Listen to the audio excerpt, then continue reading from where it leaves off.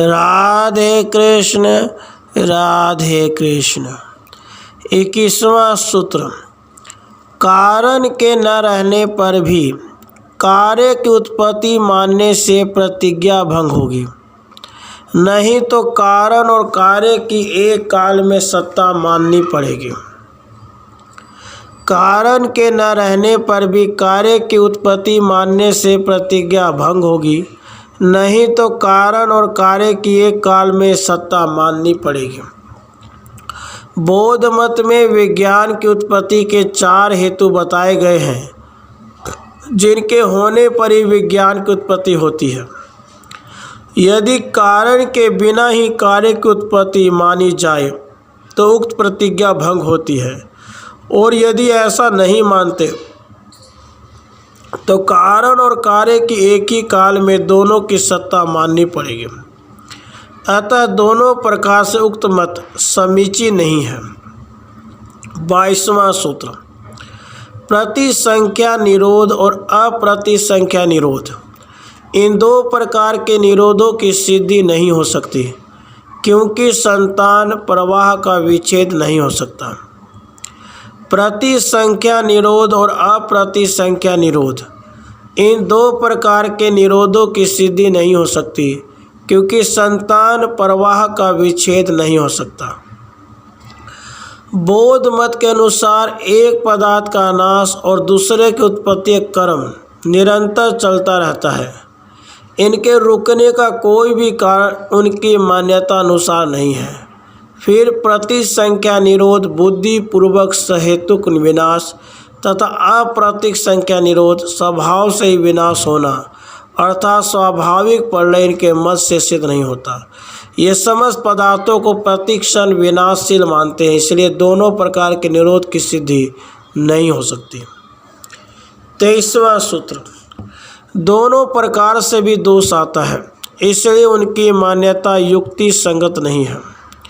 दोनों प्रकार से भी दोष आता है, इसलिए उनकी मान्यता युक्ति संगत नहीं है। बौद्ध मत वाले ऐसा मानते हैं कि सब पदार्थ क्षणिक और असत्य है, किंतु भ्रांति रूप अविद्या के कारण स्थिर और सत्य प्रतीत होते हैं। ज्ञान के द्वारा अविद्या का अभाव होने से सबका अभाव हो जाता है। इस प्रकार बुद्धिपूर्वक निरोध की सिद्धि होती है। यदि यह माना जाए तो बिना पूर्ण ज्ञान की भ्रांति से प्रतीत होने वाला जगत अपने आप नष्ट हो जाता है, इस पे विरोध आता है तथा इसे मानने पर ज्ञान की साधना का उपदेश व्यर्थ होगा। अतः यह मत युक्ति संगत नहीं है। 24वां सूत्र, आकाश के विषय में भी उनकी मान्यता ठीक नहीं है, क्योंकि अन्य भाव पदार्थों से उसमें कोई विशेषता नहीं है। आकाश के विषय में भी उनकी मान्यता ठीक नहीं है, क्योंकि अन्य भाव पदार्थों से उसमें कोई विशेषता नहीं है। जिस प्रकार स्पर्श रूप रस गंध वायु अग्नि जल एवं पृथ्वी का गुण है, उसी प्रकार आकाश का गुण शब्द है। बिना आकाश के शब्द का श्रवण नहीं हो सकता, इसलिए यह भी भाव पदार्थ है। बौद्ध मत वाले आकाश को अभाव रूप मानते जो उचित नहीं है। चारों भूतों का आधार आकाश ही, अतः उसकी सत्ता प्रत्यक्ष है।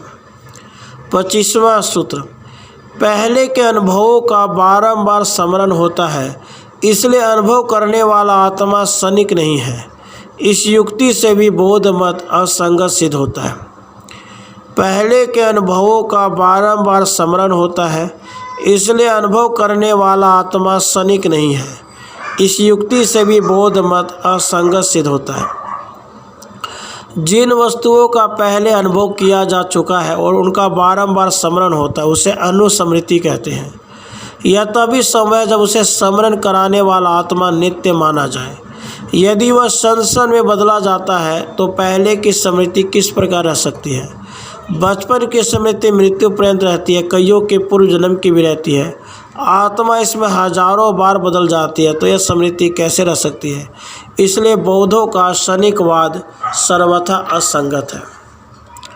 21वां सूत्र, कारण के न रहने पर भी कार्य की उत्पत्ति मानने से प्रतिज्ञा भंग होगी, नहीं तो कारण और कार्य की एक काल में सत्ता माननी पड़ेगी। 22वां सूत्र, प्रतिसंख्या निरोध और अप्रतिसंख्या निरोध, इन दो प्रकार के निरोधों की सिद्धि नहीं हो सकती, क्योंकि संतान प्रवाह का विच्छेद नहीं हो सकता।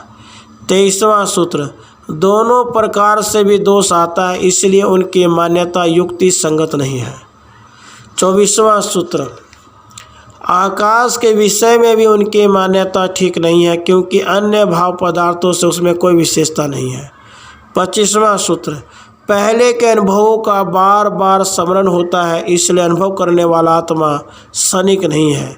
इस युक्ति से भी बौद्ध मत असंगत सिद्ध होता है। राधे कृष्ण, राधे कृष्ण।